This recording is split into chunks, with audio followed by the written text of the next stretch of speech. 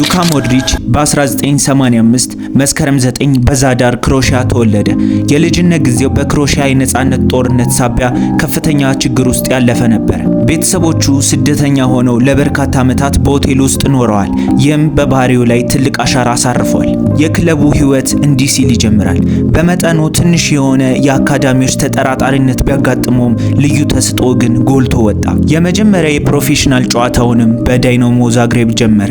ከዛም ወደ እንግሊዝ ፕሪሚየር ሊግ በመሻገር ለቶተንሃም ሆትስፐር ተጫውቷል። በ2012ም ወደ ሪያል ማድሪድ ተቀላቀለ። እዚያም በክለቡ ታሪክ ውስጥ እጅግ ስኬታማ ከሆኑበት ወቅት ውስጥ ቁልፍ ተጫዋች ሆኖ አገልግሏል። በሪያል ማድሪድ ቤትም የዩኤፋ ሻምፒዮንስ ሊግ፣ የላሊጋ ዋንጫና ሌሎች ትላልቅ ዋንጫዎችንም ማሸነፍ ችሏል። ሉካ ሞድሪችም የክሮሺያ ብሔራዊ ቡድን ካፒቴን ሲሆን በ2018 የፊፋ ዓለም ዋንጫ ቡድኑ ወደ ፋይናል እንዲደርስ ከፍተኛ ጥረትንም አድርጓል። በዚህም ውድድር ምርጥ ብቃቱን በማሳየቱ ምክንያት የ2018 የባላንዶር ስነ ስርዓትም ማሸነፍ ችሏል። ሉካ ሞድሪችም ከጦርነት ቀጠና ተነስቶ የዚህ ትውልድ የመሃል ሜዳ ሞተር ለመሆን የበቃ የስኬት ታሪክ ባለቤት ነው።